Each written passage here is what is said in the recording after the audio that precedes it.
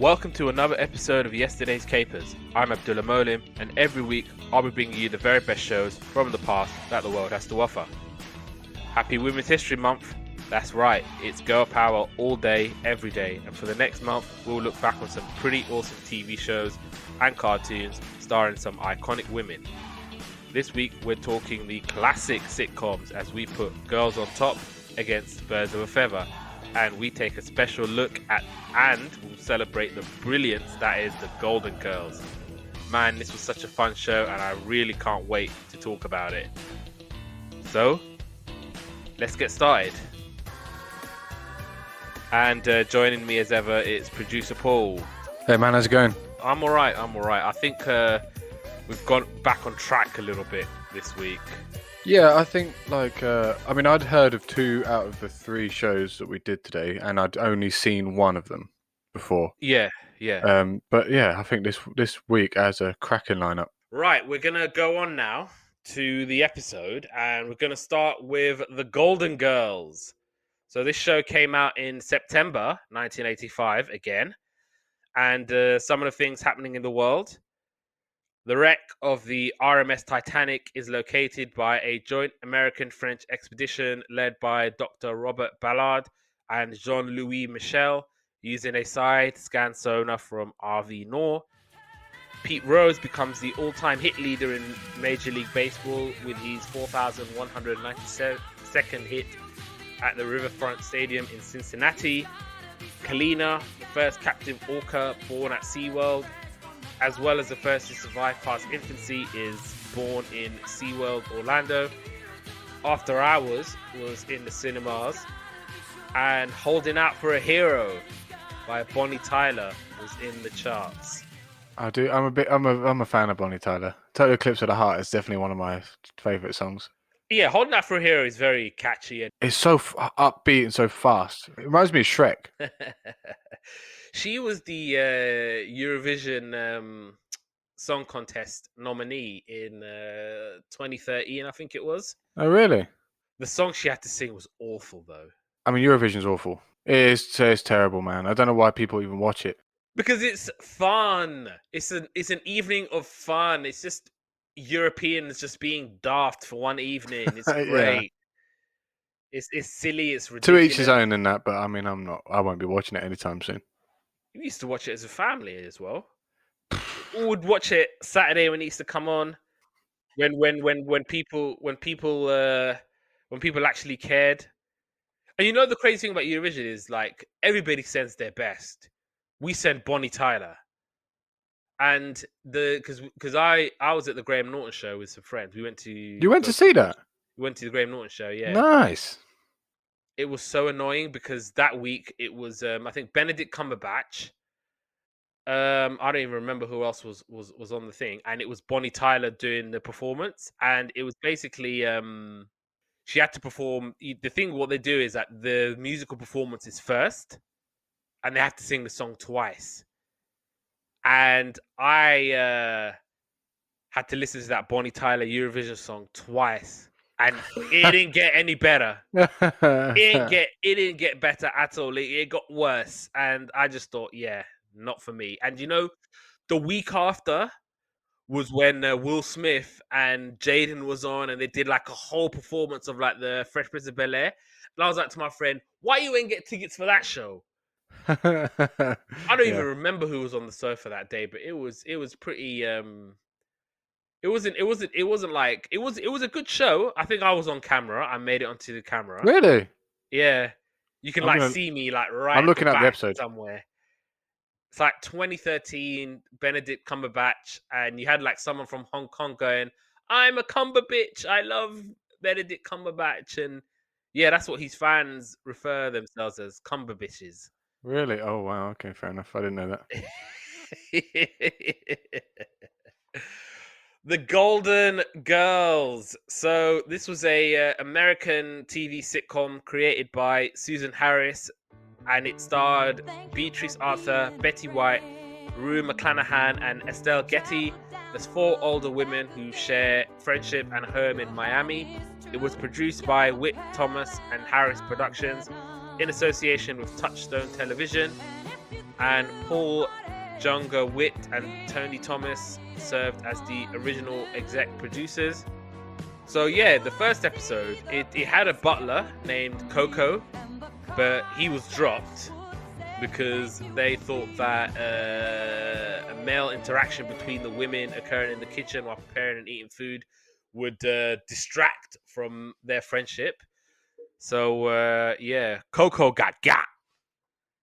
And in terms of the character of Sophia, it had originally been planned as an occasional guest star, but because she tested positively with preview audiences, that the producers decided to make her a regular character. And as a result of her late addition to the regular cast, Sophia appears in very few of the earliest publicity shots for the show that would be used to promote the first season. And during the NBC upfronts, the preview screening of the show got a standing ovation. So you just knew that this show was gonna bang. And the show promptly received an order for 12 episodes. It was an instant ratings hit, and the Golden Girls became an NBC staple on Saturday nights. And the show was the anchor of NBC's Saturday lineup, almost always won its time slot, as ABC and CBS struggled to find shows to compete against it. And the most notable being ABC's Lucille Ball sitcom Life with Lucy. The Golden Girls was part of a series of Brandon Tartikoff shows that put an end to NBC's rating slump, along with The Cosby Show, 227, Night Court, Miami Vice, and LA Law. Writer and producer Linda Bloodsworth Thompson created a sitcom with this kind of image as four women show, which became Designing Women on CBS. Designing Women began competing against the Golden Girls in the same slot. However, the Golden Girls got the higher result and the higher rating, resulting in CBS pushing Designing Women to Wednesdays. And at the request of Queen Elizabeth, the Queen Mother, who was reputedly a big fan, the cast of the Golden Girls performed several skits as their characters in front of her and other members of the royal family at the 1988 Royal Variety Performance in London. The Golden Girls received critical acclaim throughout most of its run and won several awards, including the Primetime Emmy Award for Outstanding Comedy Series twice. It also won 3 Golden Globe Awards for Best TV Series, Musical, or Comedy. Each of the 4 stars received an Emmy Award, making it one of only 4 sitcoms in the awards history to achieve this. The theme song, Thank You for Being a Friend, which was performed by Cynthia Fee. Which was amazing, by the way. Yeah, it's originally a song by Andrew Gold. And he was a singer who is very, very big on Magic and Smooth FM. I'm a big fan of Magic. Except at Christmas, when they play Christmas songs on repeat. Well, it's Christmas. Yeah, but it's literally non-stop Christmas songs. What do you expect? The odd Christmas song would be nice, just normal music. Well, go ahead and listen to the other radio stations then, because that's what they do. But no, they always play Andrew Gold songs on those radio stations. But yeah, Thank You for Being a Friend. It's such a really, really nice, really good theme song.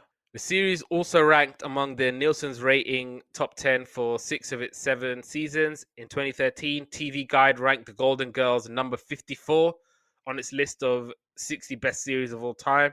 Should be way higher than 54. In 2014, the Writers Guild of America placed the sitcom at number 69 in their list of the 101 best written TV series of all time. The series continues to attract new fans in the 21st century and is considered an example of a sitcom that has aged well. The Golden Girls came to an end when B. Arthur, or Dorothy, chose to leave the series, and in the hour-long series finale, which aired in 1992, Dorothy meets and marries Blanche's uncle Lucas, and they move to Hollingsworth Manor in Atlanta. Sophia is to join her, but in the end, she stays behind with the other women in Miami. This led to the spin-off series, The Golden Palace.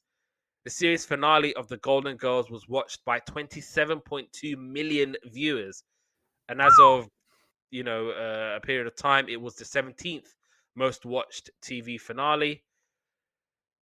Quick summary of the Golden Girls. There was Dorothy Zbornak, who is a substitute teacher born in Brooklyn, New York, to Sicilian immigrants Sofia and Salvatore Petrillo.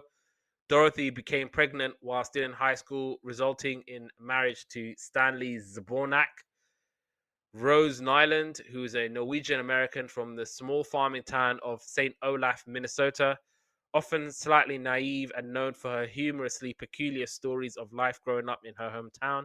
Blanche Devereaux, who is a Southern belle employed at an art museum, born into a wealthy family.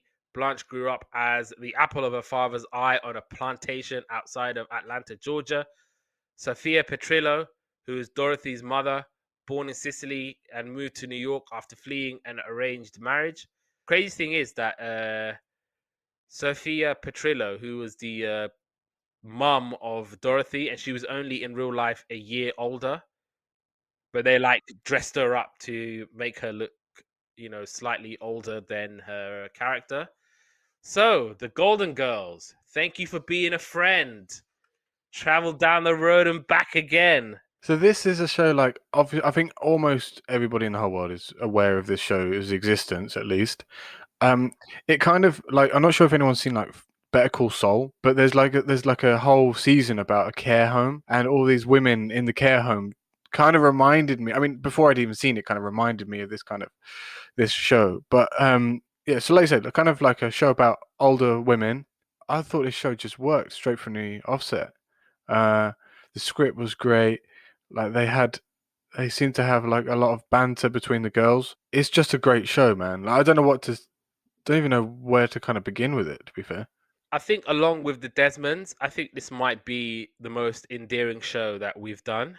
Yeah. Just the idea of like four older women who have, been widowed or divorced, who are all kind of lonely, and they've sort of found each other, formed this tight knit bond of like friendship, companionship, all of those things.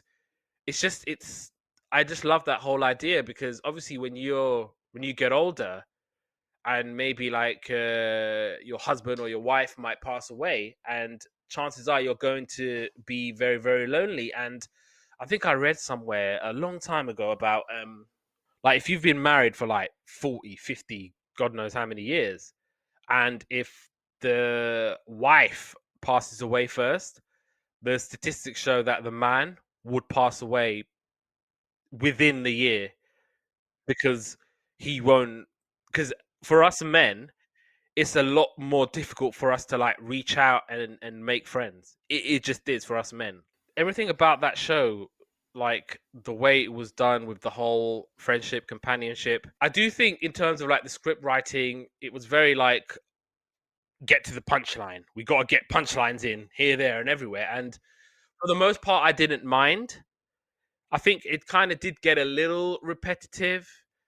Yeah, except for when Ma came in, or Sophia, she would just lay down this brutal line. Oh my god, she was just I was laughing so much with some of the stuff that she was coming out with. Yeah, I mean, I watched one about something about they're in a funeral home, and do you know, this guy had like a silent, what would normally be a silent P in his names, and then he says, "Oh, my noun's pronounced like this, and it's not silent." And then she's like, "Well, I'm going to punch you in your face." But anyway, yeah. So yes, it's just like kind of her very dry, very like kind of almost cold Yeah, humor. I really enjoyed that. no, definitely. And yeah, I mean, let's kind of get into episodes. First scene is kind of everyone's at a breakfast table or dinner table. Actually, no, they're in the kitchen anyway. And Dorothy comes in and she says that she was like these. She's just subbed in the classroom, and some of the kids had like green hair. One of the girls, or three girls, were bald, and then she said that I sent them out because they were too ugly to look at, or something like that. And I thought that's quite funny, but she made the parents mad. So this is what kind of way we learn what everyone's doing. So Rose is working in bereavement counselling, and she's like, God, I just had one depressed person after another, or something like that. And she's like, well, you do work in bereavements. Blanche comes in and she's looking for cucumbers because she's going out. So yes, well, you know Dorothy's name because I don't say it before this, where she's the main teacher lady. Blanche is about to go out with this man called Harry that she's kind of just met. And you also learn here that they're living in Miami. Dorothy is talking to the teachers in the teachers lounge, and she had fun talking to the girls, but she didn't. She felt young whilst talking to her, and then she's like looked in the mirror. She sees herself. She's like, oh God, she feels old. I like this. Sorry, it was when she's like, "Oh, and I look in the reflection and I see someone who's older," and then Rose is like, "Who's that Who then?" was it? Yeah, yeah. I think Rose is like a little bit dopey, right? Yeah, and Um, also like the line about because you're saying going out with somebody, and you're this person makes me feel young. He's all this, and then obviously I think Dorothy was like, "Oh, what are you talking about? Single men under 80 are cocaine smugglers in Miami." yeah, yeah, I think yeah. this was obviously the time of like Scarface and when I think Castro just basically was like, yeah, if you guys want to sod off to America, then there you go. And I think the Cubans all like went to Miami. So this is where you learn also that Blanche has just got proposed to, and Harry wants an answer tonight, and they've only known each other for 2 weeks. Um, and they all live in Blanche's house. So Blanche has a big house, and she's like put as an advert for these people to move in, and then you had Rose and Dorothy move in. So Rose and Dorothy worked out that if they get married, then they get kicked out. So they're kind of not for the wedding anyway, even though it's only been a couple of weeks. So they think it's Harry that knocks on the door, and it's Dorothy's mum, and she needs $67 for a cab because the guy the taxi driver's Cuban, and he says like there's a second language tax on the journey or something like that, and they only live like 5 minutes up the road. So then Harry comes in and she says to Dorothy's mum, "Oh, trying to sweet talk her and this like that," and then she's like, she says, sorry, he says to her, "Oh, you must be Blanche's sister," and then she just looks up at him and she goes, "You must be blind." I did like Yeah, so I did like that. And Dorothy and Rose are scared about getting kicked out. Blanche comes back and she's going to marry him next week. Blanche says the girls they can stay until they find a place and then they kind of have to go. Rose is suspicious of Harry. Oh, so this is kind of like just before the wedding. Rose is suspicious of Harry 12 minutes before the wedding. And Rose is desperate to tell her, but Dorothy doesn't want her to. And she keeps kind of like shutting her in a cupboard and kind of silencing her. Then this policeman knocks on the door, and turns out Harry's been arrested and he's wanted in 6 states, and I think he's for bigamy, and he's been married like 6 times or something. Or he's still married 6 times. And then he wrote to Blanche saying like, actually you're different. I still kind of fancy you a bit. And so she's sad, but 3 weeks later, Dorothy comes up to make sure. Oh, so this is really, I found this really funny. So do you know the whole thing? Like you put a mirror or a piece of glass underneath someone's, normally babies, you put a piece of like a mirror underneath their nose and it steams up if they're still breathing, right? And then so Dorothy just comes straight into the garden with Sophia sleeping on the lounger, and she puts like a magnifying glass under her nose, and then she just goes to I think it's Rose is there. She goes, "Well, you never know." um, and then so the Blanche comes down and she's come to terms with it and she's happy with the girls. And then Sophia wakes up and you go, "Oh, I thought you were asleep," and then she looks at it and she goes, "Well, you never can tell," or something like that. You never know. So yeah, that was the first episode. I thought it was a really nice intro episode. You got to know everyone really well. Everyone's characteristics were kind of present and correct for the first episode, which I really liked. It was an easy first episode to watch because sometimes it's really difficult to get to know the characters within such a short space of time, but I think they introduced everyone really well here. Certainly, like I liked it and thought it was Yeah. really, really good. Cool. So, series 2, episode 4. Girls are trying to get people to sign a petition to save a tree, and Mrs. Claxton is the lady that the property is on, but they want to basically build. I think they want to build a road through this, so the tree has to go. It's a 200-year-old oak tree, but Mrs. Claxton is a miserable old bat, and she won't sign it, and it's on her property. So Mrs. Claxton comes to the courthouse, and she's there. She tells Rose that she will sign the petition. She comes to the courthouse and she basically petitions for the tree to go. Mrs. Claxton says she doesn't care if the tree, in the courthouse, she says she doesn't know if it care if it's kind of stays or goes, sort of thing, but she kind of wants it gone. Rose told Mrs. Claxton to drop dead, like she's because she's kind of like saying, "Oh, I don't care if it kind of goes, whatever, get rid of it, blah blah blah." Um, and then Rose gets annoyed at her, and she says, "Oh, why don't you just kind of drop dead?" And basically she does. She has a heart attack and dies on the spot. Um, so all the girls are talking, and basically they all kind of feel a little bit guilty about the fact that because Mrs. Claxton had no friends, she had no one kind of no one knew her, so she's not going to have a funeral, and she'll be in a kind of like an unmarked grave kind of thing. So they feel bad, and they end up paying for her funeral. Oh, but in this is where you see like Blanche's character is like kind of like it's a bit of beef here because like when she was like 16, she faked her own death, and then she went to her own funeral and kind of surprised everyone there. Um, girls going to pay for the funeral. Yep. So they go to the funeral and they kind of they book it, but there's a lot of banter here, and I really enjoyed this sequence, but there's too much to write down. So this was a really nice episode.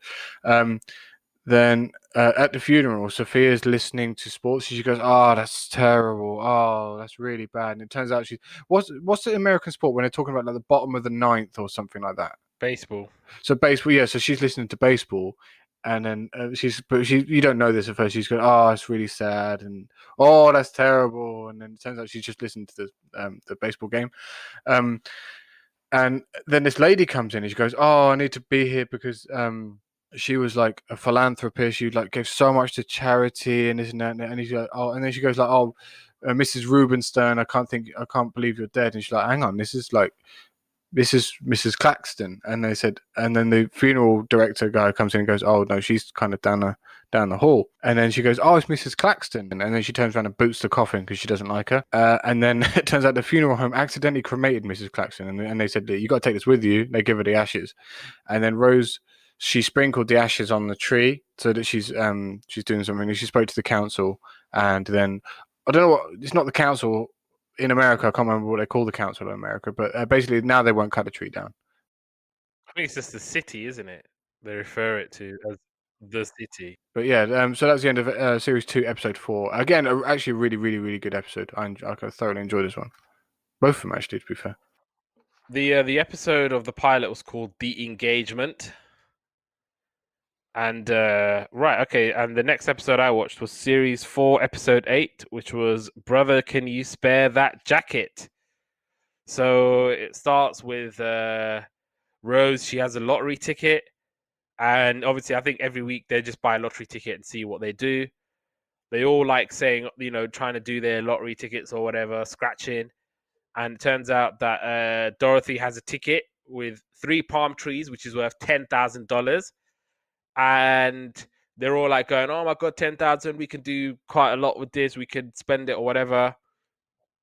Blanche buys this aviator jacket, and everyone's saying, "Oh my God, it looks so ridiculous." And she goes, "Oh, don't worry about it. I'm going to put it in safekeeping. Let's all go out to the cinema." And basically, there's a guy from the thrift shop that comes to collect like stuff that needs to be donated. And Sophia puts the jacket in the box with the lottery ticket. And they come back from the cinema and they're like, "Oh, where's the ticket? Where's the ticket?" And they're like, "Oh, where's the jacket?" And we're like, "Oh, we don't know. We don't know." And then they obviously like to Sophia, "What have you done with it?" And then Sophia goes, "Oh, I took it to the thrift shop with the jacket."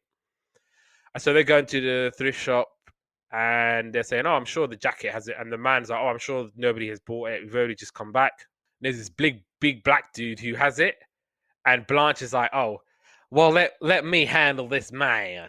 And she goes up to him and he's like, "Yes." And she's like,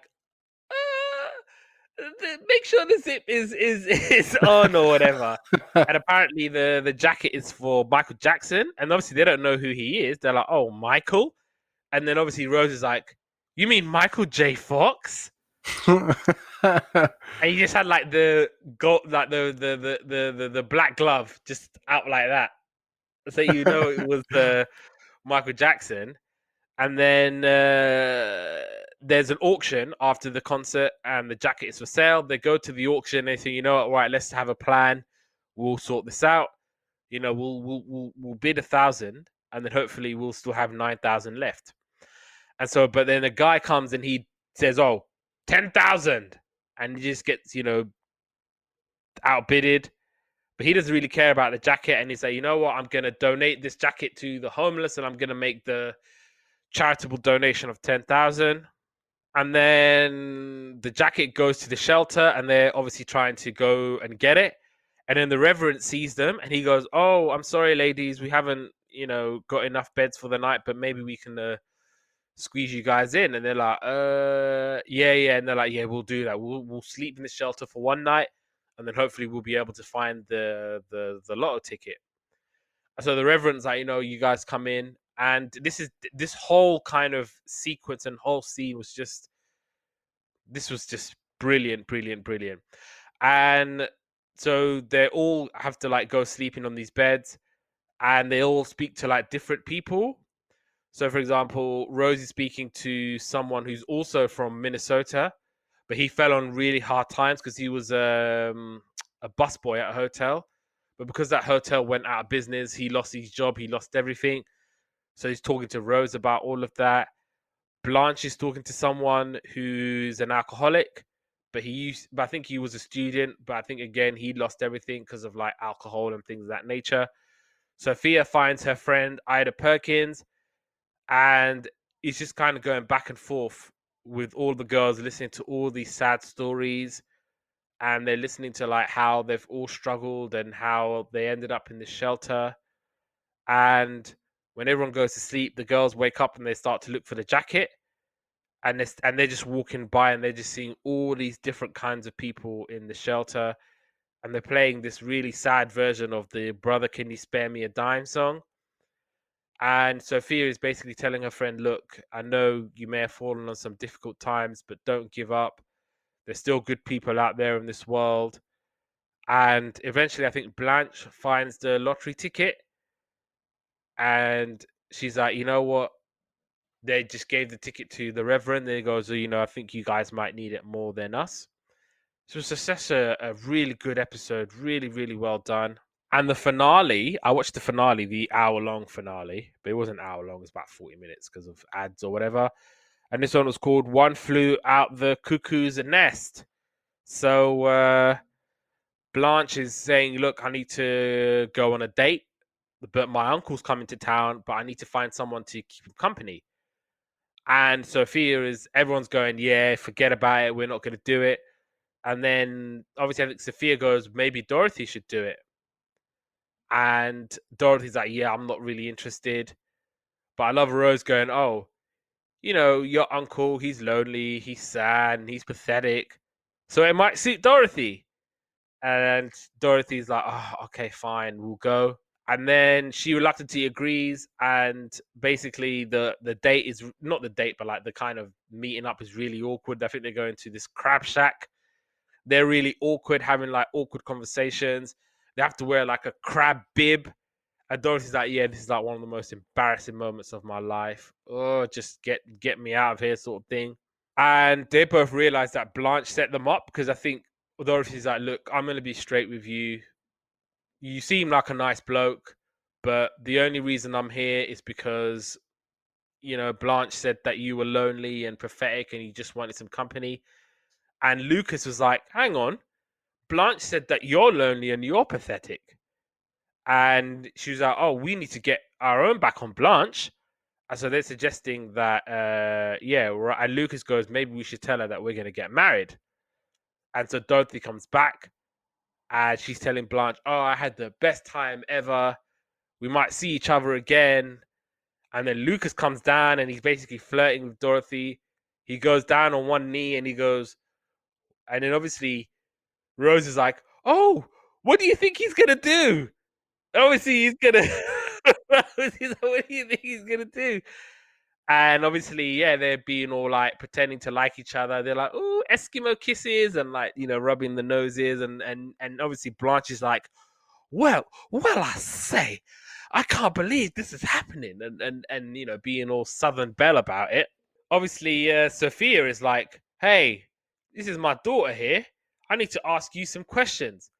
And I love this. This is probably my favorite line in the whole show. She goes, "Oh, is your mother alive?"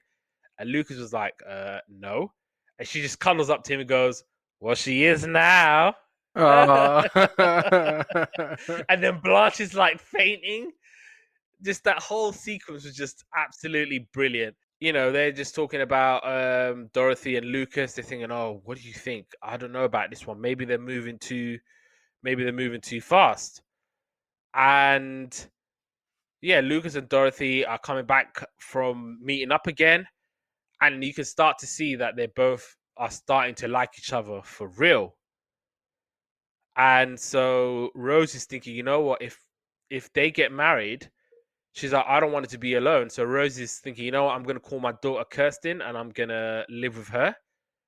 Because I think prior into the prior episode, I think Rose had a heart attack, and I think her daughters were saying, "Look, you should come and live with me." And I think that's kind of leading on from that. And Dorothy's obviously thinking, "Look, I think we've taken it too far." And then Lucas is saying, "Look, we should break up, but we should do it in front of Blanche." But he says, "You know what? Look, I've had so much fun with you, and this has been like, it might have been a fake thing, but like what I'm feeling is real." And obviously they're talking about it, and then Lucas was like, he proposes to Dorothy for real. He's like, "Look, this is it. Like, I'm putting it all on the line. Let's get married. Will you marry me?" And Dorothy's like, "Yes." And I think Sophia's like, "Haven't I seen this before?"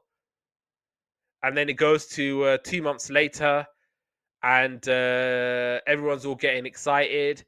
And Sophia is set to move to Atlanta. And Dorothy's talking about how much she's learned from the other girls. But obviously, she's trying to think of what Rose has taught her. She goes, "Oh, what has Rose taught me?" And Lucas is like, "Oh, if you can't think of it, don't worry about it. It's all good." But she's like, "No, no, no, no. Rose definitely taught me something. That's it. She taught me how to tie a square knot." And Rose and Blanche are basically talking, and they're saying, "Oh my God, we're not happy. Dorothy is not gonna, I hope she says goodbye to us." And Blanche is saying, "Look, to Rose, please don't live with your daughter. I'm gonna be lonely. Like, please come and live with me. Like, stay with me. Don't leave me."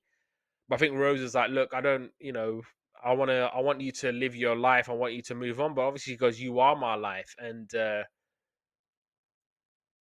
obviously Rose is trying to get Sophia advice on how to be the matriarch once she moves in with her daughter Kirsten, because obviously the dynamic of that is going to be Rose is going to be the Sophia of that family. And Rose ends up being worried about the spare wheel, but Blanche is like, "Look, stay with me. We can still be friends. This is your family." And Sophia was like walking around with a camera, just taking pictures everywhere. And the three of them have a moment together. And Sophia's kind of looking at the picture, looking all sad, going, "Goodbye, my girls. I'm gonna miss you guys so much." Because obviously she was like the matriarch of that family, and that whole thing was coming to an end. It's the day of the wedding, and Dorothy's, going in style in the limousine. But in the limousine, it turns out to be her ex-husband Stanley. Ooh. Woo! And obviously, Dorothy's like, "What the hell are you playing at? I'm about to get married in a minute. Like, let me out." And obviously, he goes, "Look, I just wanted to talk to you beforehand." And he's like, "Look, I'm sorry, I've not been a good husband. Things have kind of like got really bad between us." But he's like, "Look, I just wanted to give you like my blessing. It's okay with me. I know I haven't treated you well, but I will always love you." It's actually quite a nice moment. And Dorothy's like, "You know what? Look, I appreciate you." And obviously, he's balding. He's like, "Look, I've got this tiny little hair, and this tiny little hair reminds me of you." And then, Dorothy pulls out the last hair. She's like, "Look, just get me to the wedding." And then he drives her there, and you can hear all the thoughts of the girls as they walk down the aisle. And then, and it's like before you read the vow, she's just basically going, "I do." And then she's like, "Oh, we haven't reached that part yet." And then he's like, and then obviously Lucas is like, "Oh, good stuff. I do too." And obviously they do the whole vows, and then Sophia is talking to Dorothy, and she's like, "You know what? I think I'm gonna stay in Miami with Blanche and Rose." And she's like, look, I got in the way of your first marriage. I don't want to do that again. And she's like, look, you should be with Lucas and kind of, live that life. And Sophia is about to give Dorothy the most amazing gift. I think it was like a diamond or pearl necklace. And Dorothy's like, you know what? You've given me an amazing gift by giving me self-confidence. That's the greatest gift. And then Sophia's like, okay, then. She puts the necklace away. So I was going to give you this, but, okay, all Fair right. enough. Self-confidence. And Dorothy's having a last moment with the girls, saying, I'm going to miss you. I love you. This is, it's been the best years of my life. I never thought I could find this friendship this late on in my life. Gives them a hug, closes the door. A little pause. She comes running back in, gives them another hug, closes the door. They're all just waiting for the door.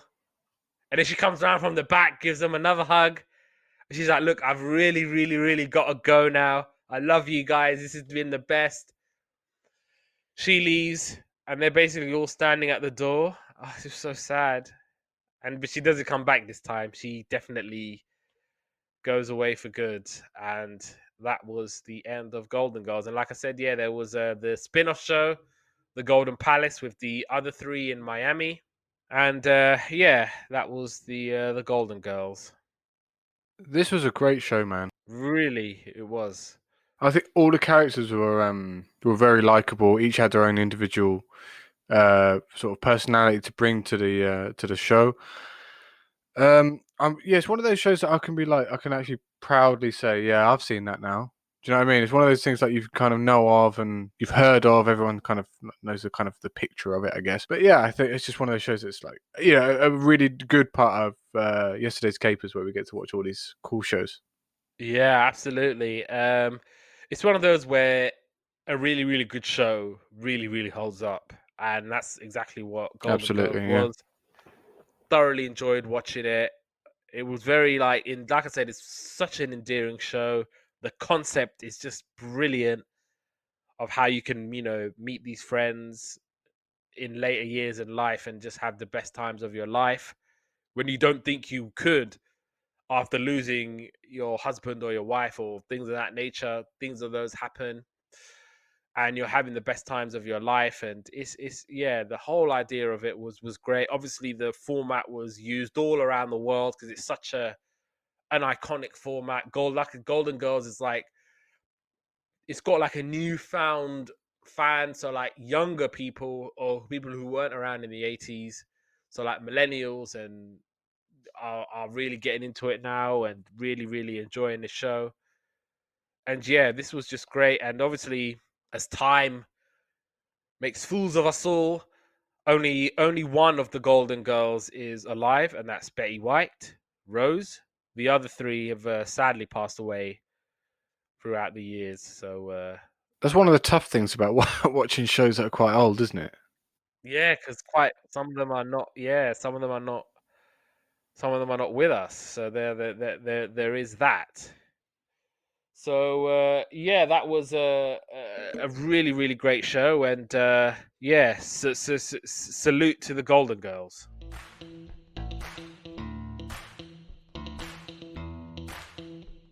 Right now, so we're talking about Girls on Top now. So this show first came out in October 1985, and some of the things happening in the world.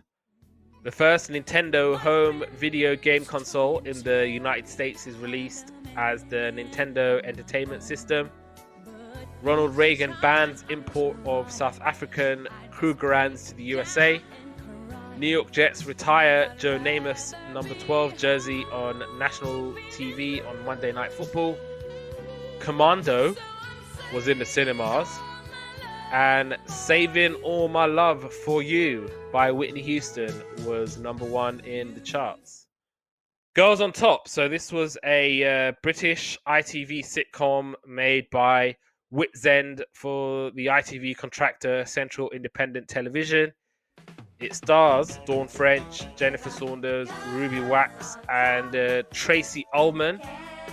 For those playing at home, if you remember the Tracy Ullman show, it gave birth to and then you can say the answer at home, because I know producer Paul doesn't know the answer, even though you should know the answer.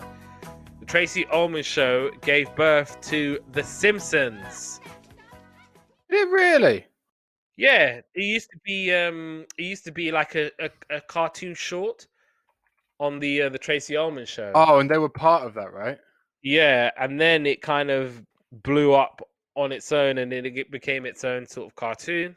And despite a poor critical reception, the series was a rating success, and it focuses on four flatmates and their landlady. It was a female version of The Young Ones, and French and Saunders had appeared in it, and like most of its stars, were members of the comic strip group. The theme tune was written and performed by Glenn Tilbrook and Chris Difford from the British band Squeeze, which with the cast singing the theme for the first series and Tilbrook singing for the second. Each episode centered on the fact that Shelley could order the others around because they relied on her to get the rent paid. Usually, the show incorporated Candice's latest invented fatal illness or any other reason to not pay the rent. One episode had Candice convincing everyone she was dating Prince Andrew. Tracy Ullman did leave the show after the initial series due to her first pregnancy. So yeah, Amanda Ripley was Dawn French. She was a radical feminist who is straight-laced, anti-male, and very liberal journalist, and the central character around whom the series is based. And like Shelley, she takes her efforts too far when she has something to prove. Jennifer Marsh, who is played by Jennifer Saunders, she's a mousy and childlike woman who Saunders portrays as having mild learning difficulties. She was Amanda's childhood friend who serves as the whipping post for everyone else. Shelley DuPont, who was Ruby Wax, and she's a struggling actress and the British stereotype of a gaudily dressed, rude, loudmouth American. The other women only tolerate her and let her live with them due to her hefty trust fund and her agreement to pay the majority of the rent in return. Candice Valentine, or Tracy Ullman, she's a promiscuous, lazy, manipulative gold digger, and she was written off in the second series, with Candice leaving a voicemail declaring that she has moved to Oman and she's engaged to a prince. Lady Chloe Carlton, played by Joan Greenwood, is an eccentric, elderly romance novelist and the landlady of the women's flat. Girls on Top. I had no idea. I didn't even know this was a thing until when I turned it on and Dawn French and Jennifer Saunders were on there. I was like, okay. Tracy Ullman's obviously got a pretty good thing on repertoire now. But I mean, I was just talking about like Dawn French and Jennifer Saunders are like a comedy duo, like extravaganza, amazing. French and Saunders. Yeah, exactly. And they've been working together, I think, for like because they did the comic strip before that, right? Or they were working on it at least. Anyway, I didn't know this show was a thing. And yeah, I'm always a fan of this kind of comedy. It's a bit more dry and a bit more kind of British, I guess. So I always have a kind of soft spot for this sort of thing. But yeah, I didn't click with the young ones analogy, as in like I didn't even think about it being a female version of it. But I thought it was quite a very basic but it was all right show. Yeah, I mean, I wasn't crazy about this show. I can kind of understand why it didn't get like great reception from critics. It did seem quite basic, but when you consider how I think stacked sitcoms were back in the 80s. But obviously people liked it.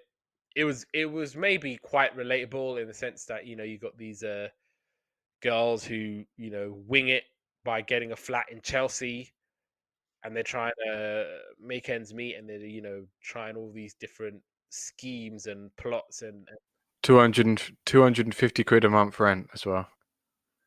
yeah, if only, if only. I think it was 200. And it was literally like Shelley was like paying 150 of it, and And they then just paid a 50 between them. yeah, There were a couple of things about this show that I didn't like, but I guess we can talk about that when we talk about episodes. So I watched episode 1 and then episode 7 of series 1. So first episode, Amanda's looking for a flat. She manages to get one in Chelsea. This kind of have a bit of a jostle with this loud American woman called Shirley. So Shelley. Shirley, I've written Shirley the whole note. So excuse the. Are you sure? Shelley DuPont. Okay, well I've written Shirley all my notes. So anyway, so posh woman owns it, and she's an author. And she's chucking out this lady in favor of Amanda, who turns out to be Candice. Amanda doesn't have any money, and she needs someone to move in with her, so she's kind of having a ring. Jennifer comes to the door. A woman is being chucked out and wants to stay. That's Candice. Jennifer is Jennifer Saunders. That's what I've written down there. Amanda got thrown out by Robin, and he's got another woman because Jennifer went to see him. Amanda is working on a magazine. Jennifer loves books of the landlady. This Greek man comes in who's Candice's fella, who lived there before. He steals something from her purse, her wallet, and her keys. And Jennifer saw him because she got told to hide when he comes in. Candice comes back. She's been out. Jennifer goes to the flat agency to get. So basically, they realize here that they need to leave the flat, right? Because they haven't got any money. No one's going to move in, kind of thing. Jennifer goes back to the flat agency to get the deposit back. And the American woman is still there chatting. Jennifer is meant to say Amanda's mum has a hemorrhage, but she says hemorrhoids instead. Amanda goes to see the landlady about the rent, and the landlady pushed the last tenant who didn't pay the rent down the stairs. So Shelley, not Shirley, the American lady is now living with them because she's rich and she can pay the rent. But she's very bossy. She wants the master bedroom and stuff like that. Everyone else has to just kind of deal with it. And then she says, "Oh, we have baths here, not showers." And then Shelley says she doesn't want to have a bath because it's like swimming in your own filth. And I really don't like that people saying that about baths, because who gets out of a bath and they're dirtier than they walked in? No one. So Shelley has a master bedroom. Amanda is in the dormitory. Candice comes back and she kind of wants to live with them. Amanda and Shelley are kind of butting heads, and Shelley doesn't like the dandelion and burdock. And I'm not sure if you've ever tried dandelion and burdock, but I think it's lovely. And then Candice says, "Oh, you can take my car." And then it was her fella gave it to her after nicking it off Amanda. I know those notes were a bit not great, but that was the first episode. I watched episode 6. This one was called Skanking. And so Amanda is not necessarily happy about the council organizing a street festival. So she's calling the council to see who's organizing, basically trying to get the gossip on it. The other girls are basically making a mess, and Amanda is basically ranting, "Oh my god, I hate this so much. You're typical middle class white women, and I'm gonna go out there and I'm gonna go find some disadvantaged youths and I'm going to help them, and I'm gonna help the first people that I see." And she's basically going out and she spots these 2 black guys. She's going, excuse me. And they're obviously like, huh? And they're basically running away from her. And she's chasing after them, going, come back here. I want to help you, disadvantaged black youths.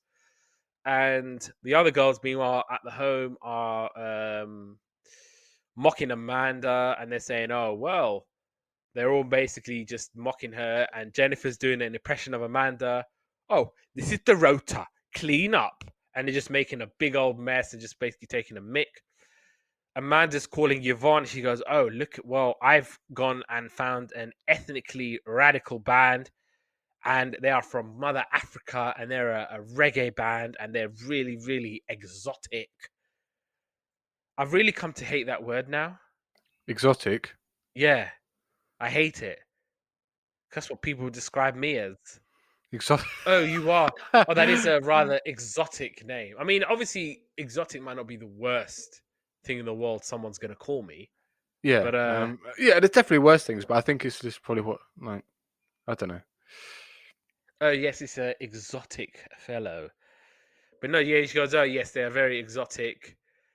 And Amanda's basically telling the girls, well, I have found 2 disadvantaged black youths and I'm going to help them. And then Shelley It's like, oh, well, why don't you get them to come and clean the house?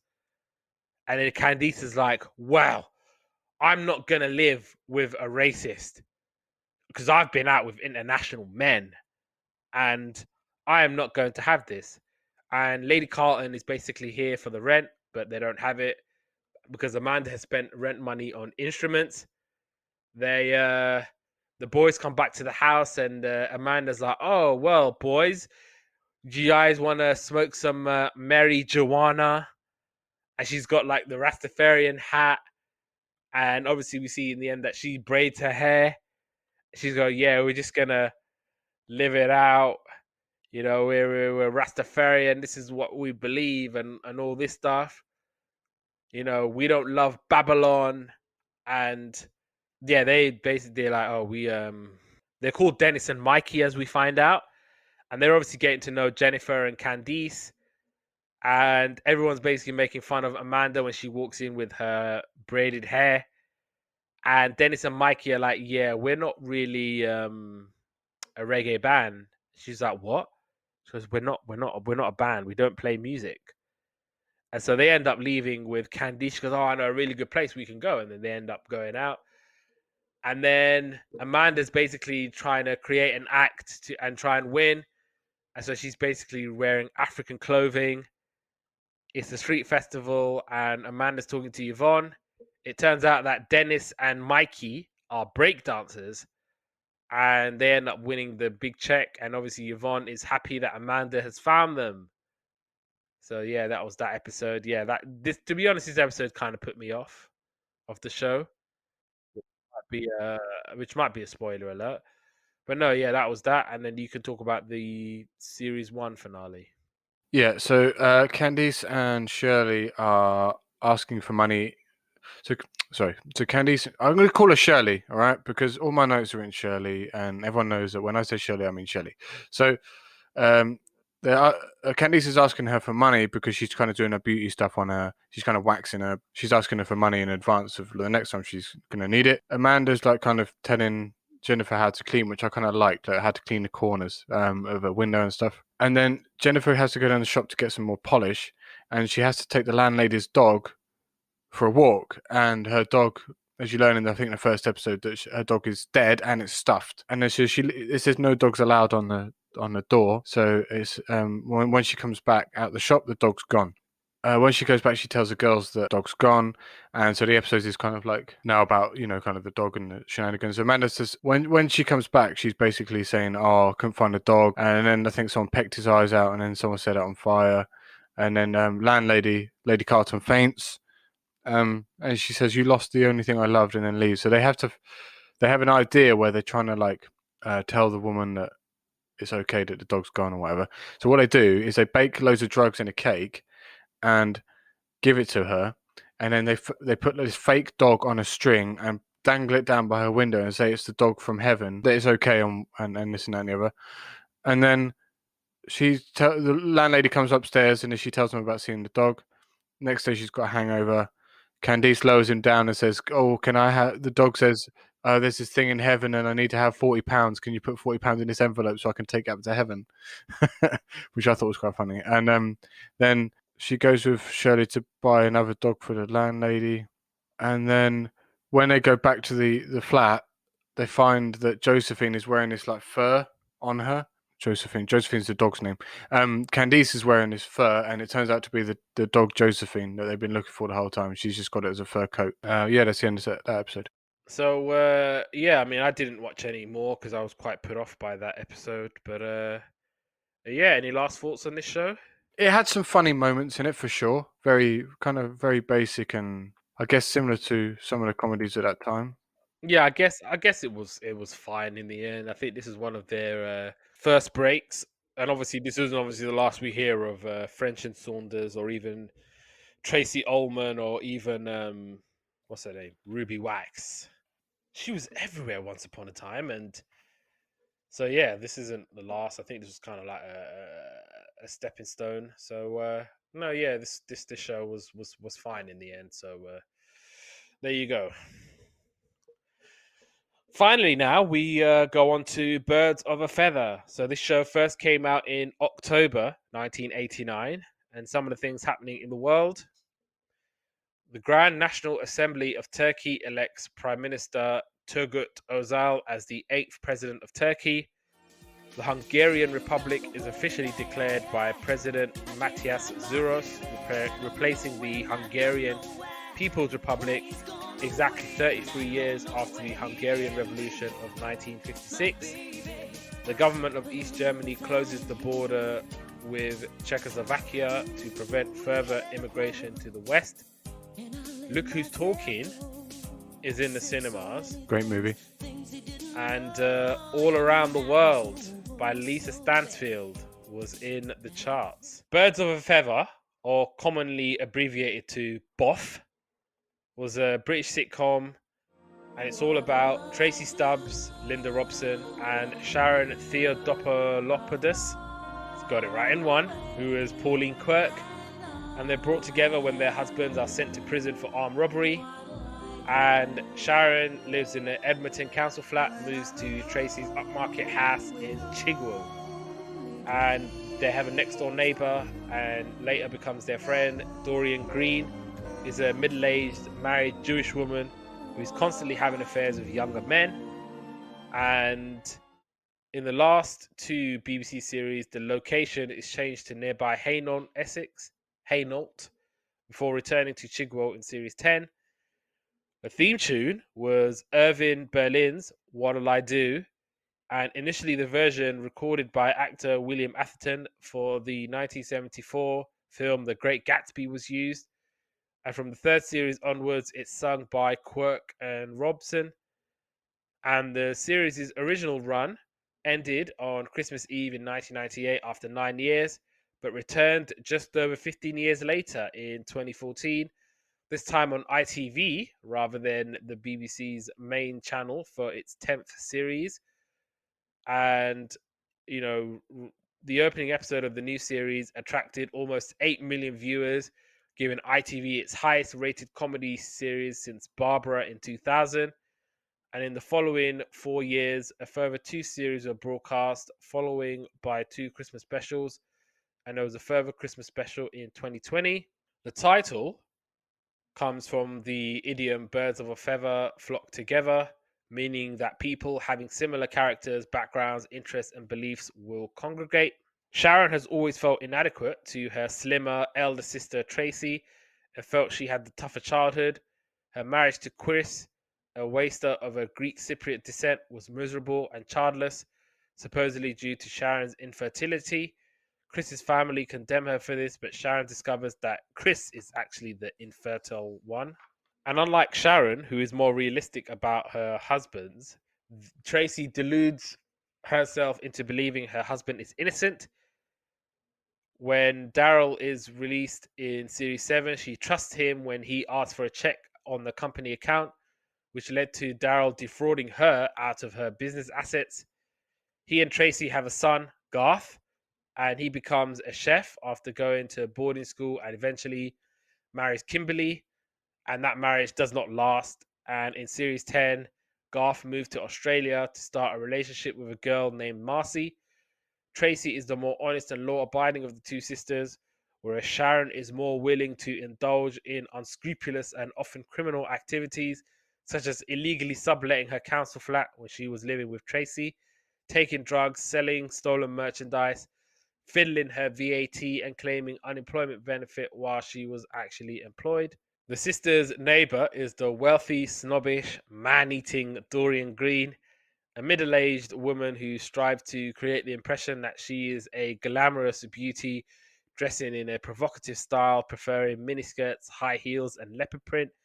She's played by Leslie Joseph, and Dorian is married to Marcus, but is frequently involved with other men with hilarious consequences. Dorian and Marcus are Jewish. Her marriage is also childless due to her vanity and the lack of affection between her and Marcus. She's a regular, if uninvited, guest at Tracy's house and mocks Sharon about her weight, while Sharon teases Dorian about her lifestyle and age. However, Sharon and Tracy become the best friends Dorian has ever had, and the mutual teasing is friendly and playful, and it is often shown that Sharon and Tracy care for Dorian and vice versa. If any of them get into trouble or have a problem, the others are often the first to help. Yeah, so in terms of like the new series, Pauline Quirk had appeared on ITV's this morning and confirmed that a script for a new series was on the desk at the BBC, and they were just waiting for a decision on whether or not the BBC would commission a new series. The BBC offered to broadcast a one-off special episode, but this was refused by the producers of the show in favor of ITV's offer of a series. 15 years after the original series ended, the original cast returned, this time on ITV. The first episode had mainly positive reviews, with fans saying the show has stayed true to itself. Quirk said that the cast returned with the intention of doing only one series. She would not rule out doing further episodes if the script were right, and the fans and viewers wanted more of the series. Pauline Quirk won Best TV Comedy Newcomer at the British Comedy Awards in 1990. Birds of a Feather won the TV Quick Awards for Best Sitcom and TV Choice Awards for Best Comedy in 2016. Birds of a Feather. What'll I do? My mum used to love this show, so therefore I had to watch it as a child. So I was definitely aware of this show. One thing I always thought about this show, it was so relatable. Like the women on the show were like women that my mum knew. So I always kind of thought that I knew the women on there, if you see what I mean. I still feel like I know Pauline Quirk now, and I've never met her in my life. But yeah, I think this show, I thought this show was really good. Even revisiting it as an adult, obviously having watched it as a child, was good. I'd never got round to watching the brand new series though. But yeah, I thought this was I thought it was a really, really, really, really nice show actually. Yeah, I think it was just, I think it was done in such a way that it was relatable, and therefore like people did kind of resonate with it, I guess. No, they most certainly did, and I always got the impression that this show used to come on just before CBBC, so it used to come on at like 2:30, 2:45 in the afternoon. This was definitely a daytime show from what I remember.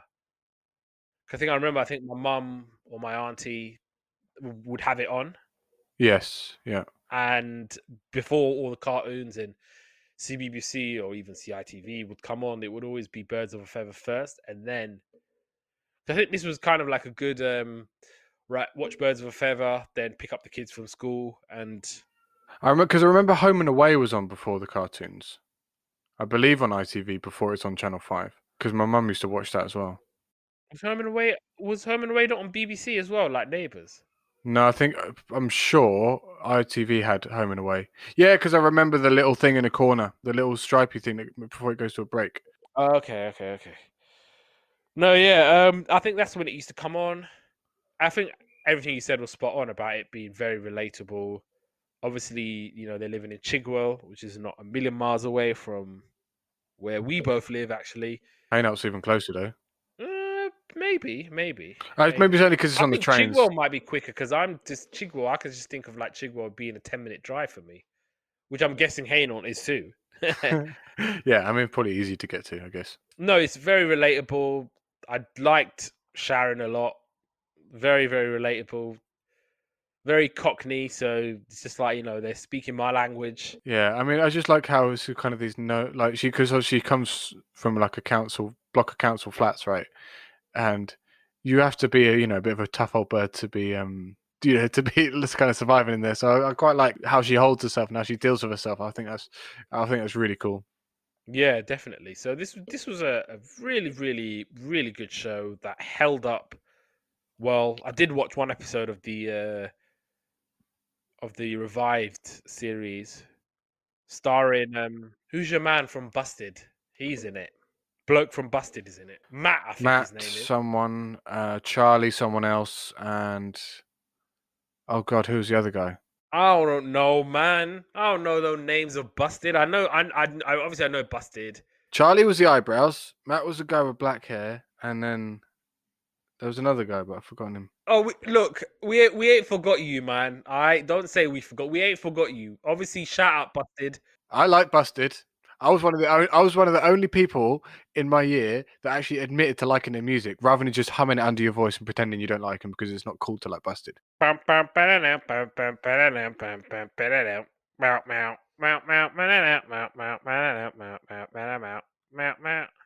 Year Yes, year 3000. 3000. It's yeah, I like that song. That's my song. I like that song. That's my song. But no, yeah, just because we're old and we can't remember your names, don't mean we don't appreciate y'all. Charlie Simpson, Matt Willis, and Tom Fletcher. They were the one. They were the frontmen. What? Who's married to who? Matt, he's married to Emma Wilkes, isn't he? Who is Who's- Emma Willis' husband? Matt Willis. There you go. Right, let's talk about episodes. Starts off Sharon struggling upstairs in some council estate flats, and she goes home, and her husband's this kind of like no good layabout guy who's also nicked like 30 quid out of her purse or something like that. Meanwhile, Tracy's in the pool house with nice cars, nice things, and everything like that. So Sharon's going to her house with Chris, they're in a stolen Zephyr. Not stolen, it's uninsured. Sorry, I say stolen Zephyr because that's a line off Only Fools and Horses. So she turns up with Chris. No, it's not. Is it? Yeah, Chris. Chris and Daryl basically are going out somewhere together to do some work. Dorian Green knocks on the door and she comes in, and then she said she's hired someone,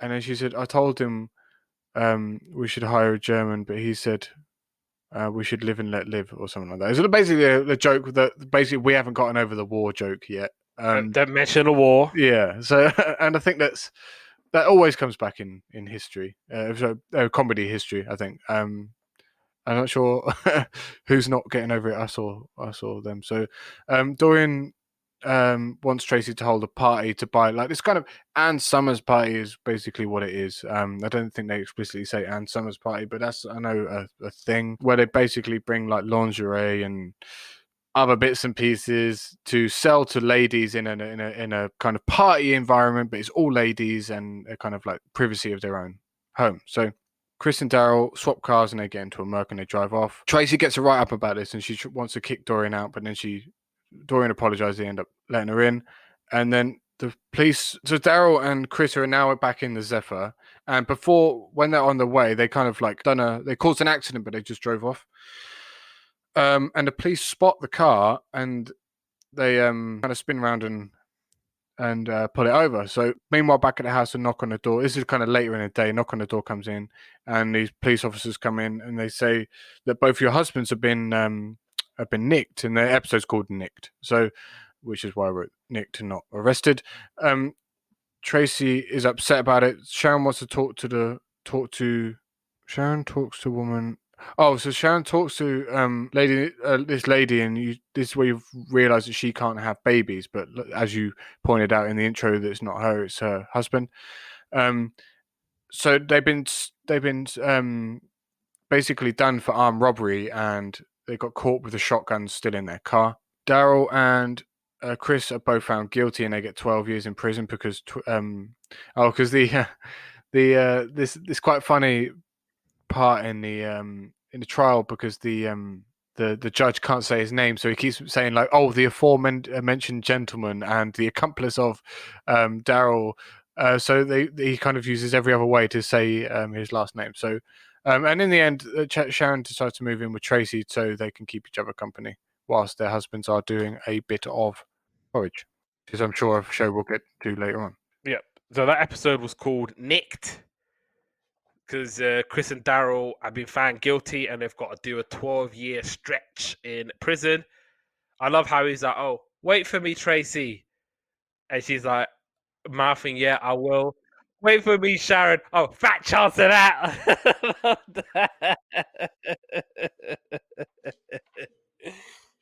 Oh, and I went all the way to series 5, episode 4, Absent Friends.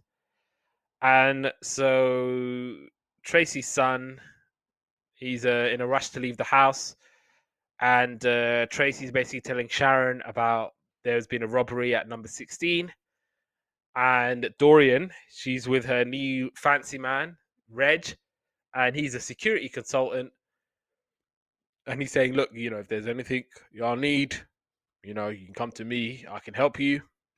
And Daryl is trying to call Tracy from prison, but she's not picking up. But she's got to take Sharon to work at the cafe. And the neighbors apparently think Tracy and Sharon might be behind the robberies because they're obviously a bit common. And Sharon is basically giving advice to Garth about women because apparently he's flirting with a teacher at college. And Tracy's getting this letter, and she's basically, I think it's basically about the neighbors, and they're basically like, you know, sending subtle hints about them. And Tracy's going, you know what, I'm just going to call the police. I've had enough of these stupid neighbors. And Doreen is basically coming around and she's saying, oh, I think there's a neighborhood watch meeting. And they're like, what neighborhood watch meeting? And then obviously she's like, don't worry about it. Don't worry about it. If anything comes up, I'll defend you. I'll defend you. And so they're having the big neighborhood meeting, and they're all saying, oh, those common lot are the criminals. And they're blaming Doreen for being friends. Obviously, Doreen's like to Tracy and Sharon, oh, don't worry. I will stick up for you. I will be your friend. And to be fair, she was doing it a little bit. And Tracy and Sharon are like, you know what, let's go crash the meeting. Let's go see what's up. And Daryl calls again. And Garth picks up, and then obviously Garth is like, "Oh, they're at Dorian's for some meeting," and he gives Dorian the number, and then Sharon and Tracy are getting caught eavesdropping, so they're running away, and Daryl is ringing Dorian, and so one of the neighbors goes, "Oh, don't worry, I'll pick it up," and then obviously he's like, "Oh, who's this?" And obviously Daryl is like, "You know, I'm calling from prison. Where's Tracy?" And obviously he's like, what? And obviously Doreen's like feeling embarrassed because he ends up calling her house. And she's like to Sharon and Tracy, my reputation's in the bin. How could you let them call my house and all of that? And Daryl is still trying to call, but there's no such luck. Tracy's basically telling Garth about the teacher that he's seeing, because obviously she's married as well. He's like, look, you need to stop seeing her. And Tracy goes to see Daryl in prison. And obviously she's like, look, it's been a big miscommunication. Because I think Chris is winding Daryl up as well, talking about how, oh, you know, he's not picking up the phone. Maybe Garth is going to be the man in the house now. It's like, you know, David Attenborough and the Serengeti when the bulls are fighting each other. And obviously he's like, shut up, man, get out of here. And Chris tells Sharon, who's been robbing the houses, and basically Sharon is like, look, I want, you know, someone to pretend to rob our house so the neighbors won't suspect them anymore.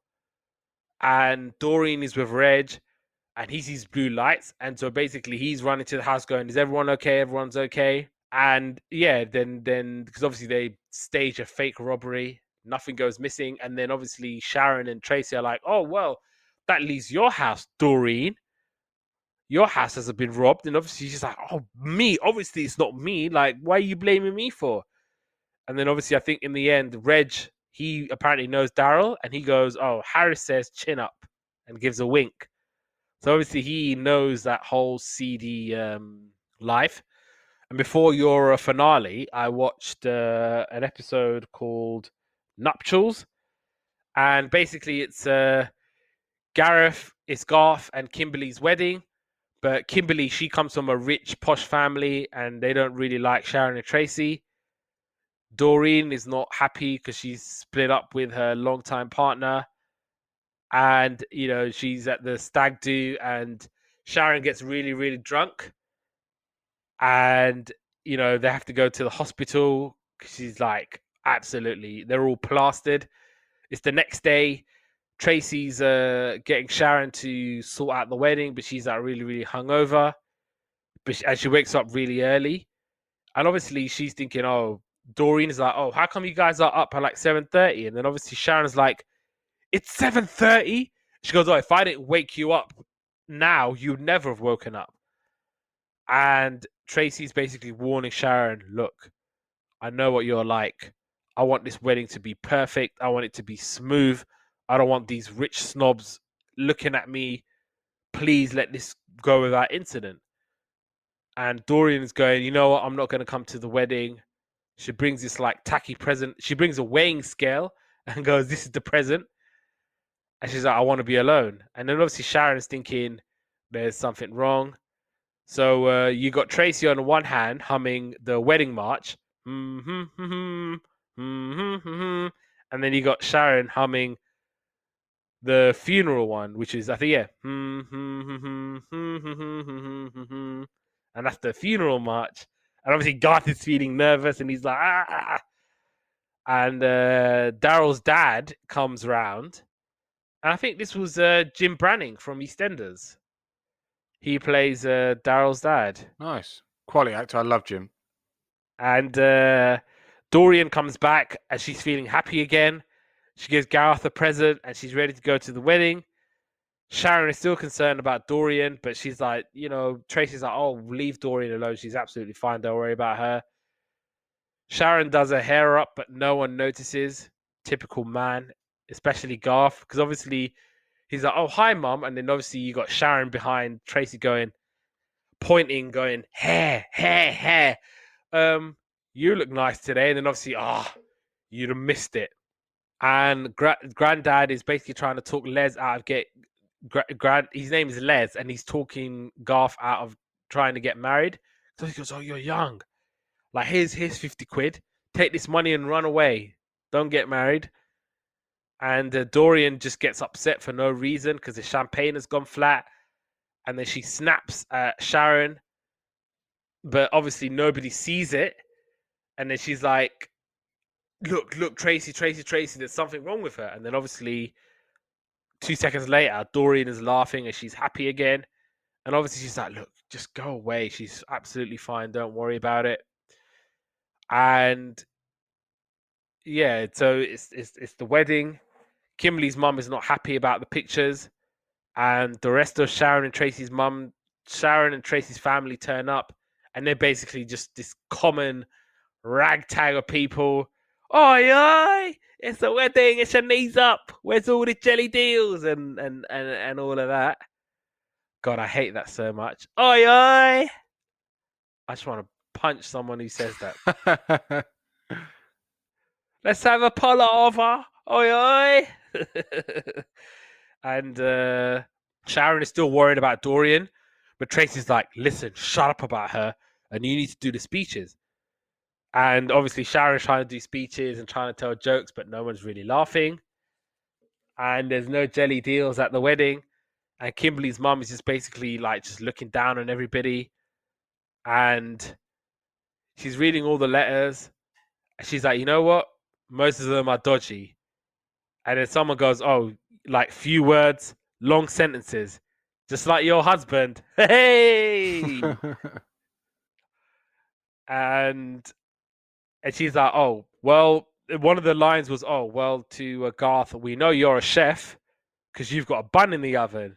Hey! And all this stuff. But yeah, again, no one's laughing. And apparently Richard just comes to the wedding and he goes, look, Dorian left me this note. Dorian's turning 50, but she's really depressed about that. And apparently she takes some pills and they have to go to the house. Richard is basically confessing his love for Dorian, but she collapses and they find out that she's taken cod liver oil capsules. And Dorian tells Sharon and Tracy that they mean a lot to her. And Kimberly's mum is still trying to talk her out of marrying Garth. Probably had a point in the end because their marriage didn't last. And yeah, they go back to the wedding. Tracy's fed up with Kimberly and starts basically swearing. She's like, oh, would you mind your language? And then all of a sudden it's like, mind my language? I'll show you mind your language. I'm going to have you. You silly car. And things of that nature. Right, talk about your Christmas episode in March. Was that when it was released? 1990. Oh yeah, we're in March. Sorry, I missed that. So in 1998, it was the last one episode I could find. So last one was 1998 Christmas special called Holy Ground. Tracy and Sharon are looking at a letter on the table, and it's a letter from a solicitor saying like, you need to come for us. We might have some beneficial news. Dorian comes in. She's bought a horse because she went to the horses and she thinks she's like this, like I don't know what the word is, but basically she's like thinks he's upper class and Ascot and things like this. Anyway, so Socialite. socialite, that's the word I was looking for. So basically, I think I remember this one. Tracy and Sharon are, yeah, so they've got the letter saying come see us. They decided to go to Ireland in the end. So Dorian calls them, then pass the phone on to Tracy. Tracy is pregnant, was where I first found out. Someone died. They're mentioned in the will, so they're going to Ireland for the will reading. Sharon is singing A Long Way to Tipperary, and Tracy doesn't want to go because she's like literally ready to drop. They turn up in Ireland, and there's one thing I noticed about this. There's loads of potato jokes. One thing, do you know there's some things you can joke about, some things you can't joke about, right?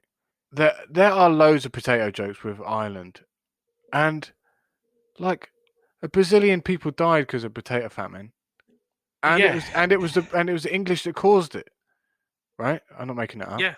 So I don't understand why the potato jokes are okay. It just seems like the Irish are fair game. Which so I kind of didn't like that really.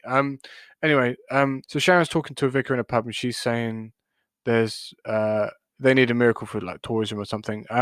So they go to the Dorian goes to see her horse, and the horse owner is it Mike from Tracy Beaker, which is a really thick accent though this time. They go to the will reading. They've got a field, but there's a feud between three brothers, and the girls have got to sort it out.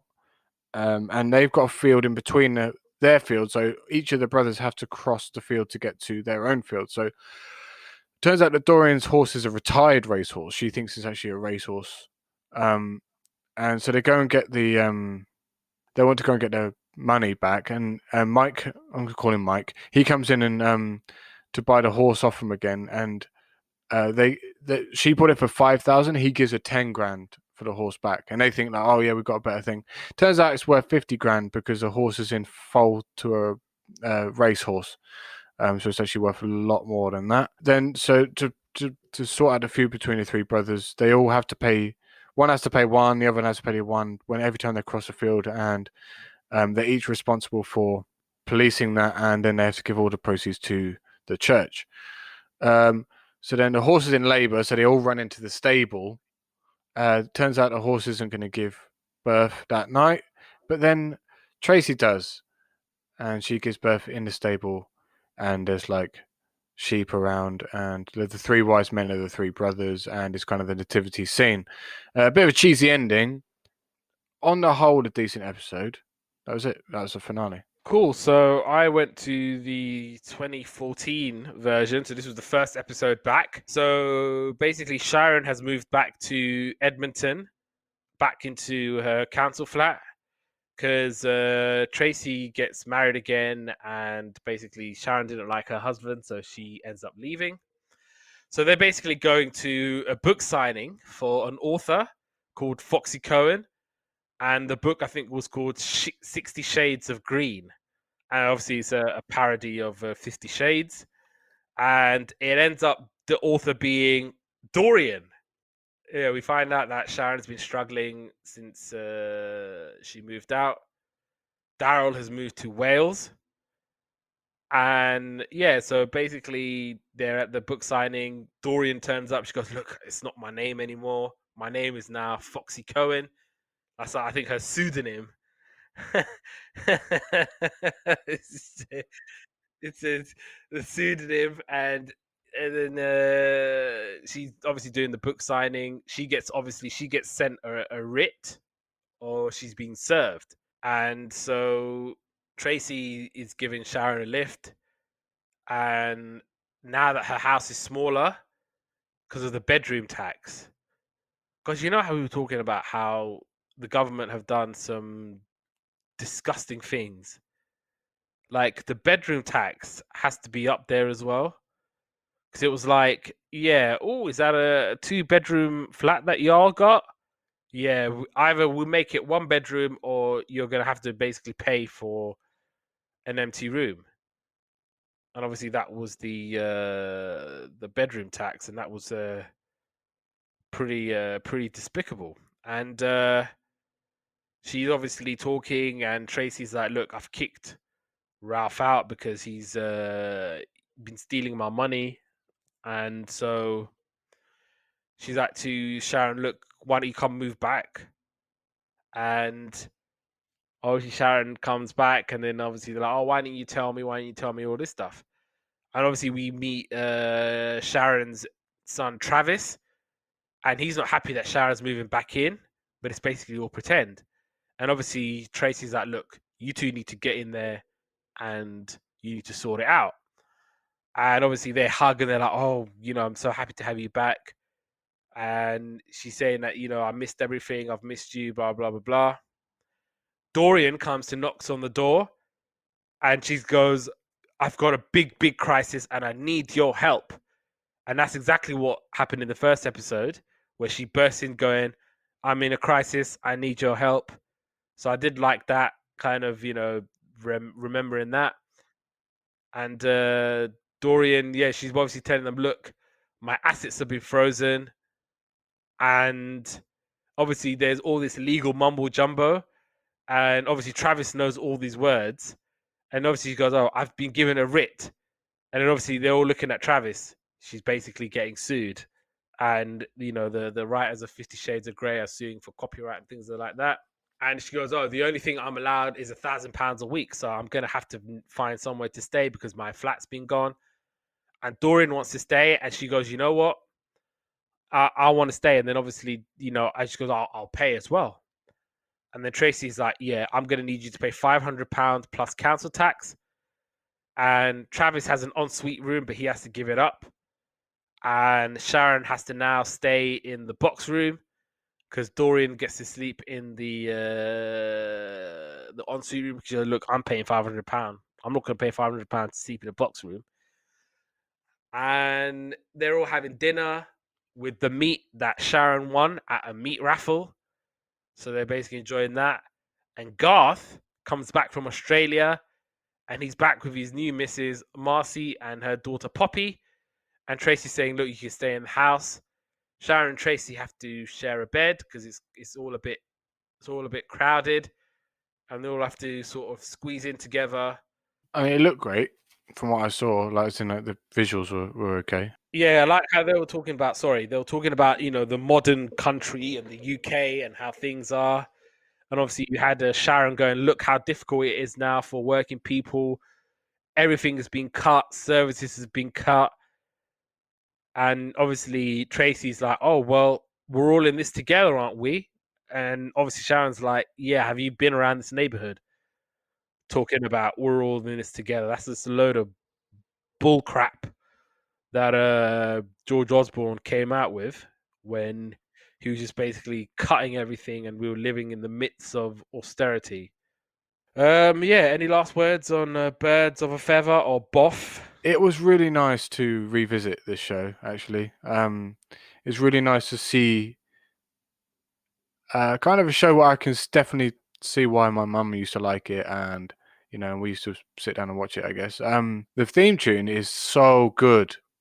This show, like, Mm, whenever I hear that theme tune, I'm thinking of this show, and the friendship and stuff of these two women in real life and on the show. So yeah. No, this is another theme song that takes me back to childhood. Definitely takes me back. Definitely takes me back, and it was a really, really good show. We're gonna have to pick now. this is even easier then, to be honest. So obviously second place, Girls on Top, and first place is Birds of a Feather.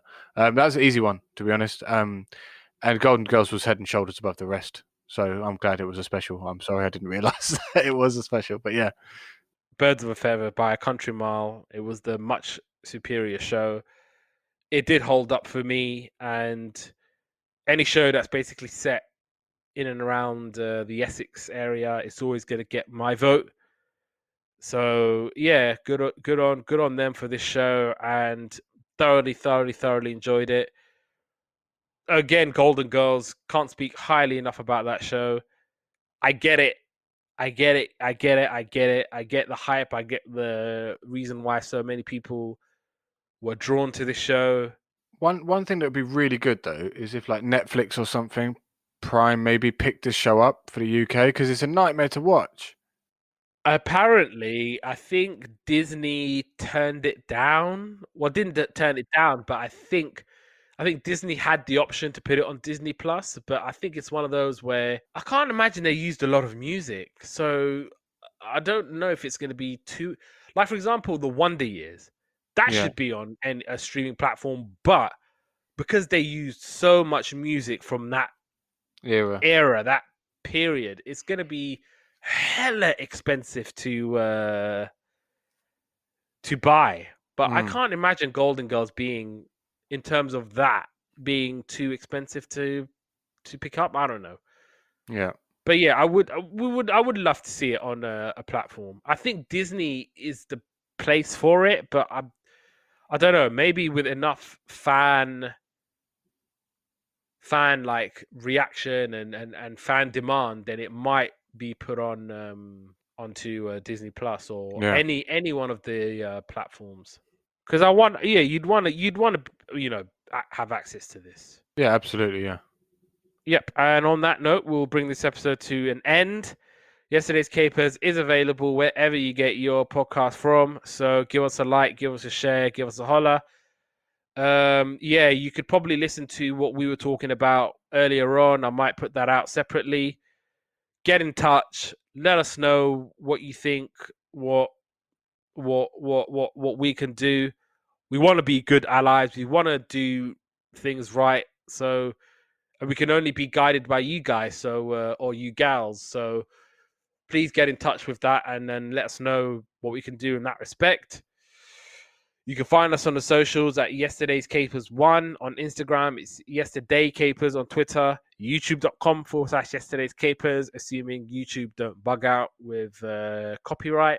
You can find me on the socials at Abdullah_Moallim on Instagram, Abdullah Moallim on Twitter. Like I said, get in touch, get in contact, and join us next time for another episode of Yesterday's Capers.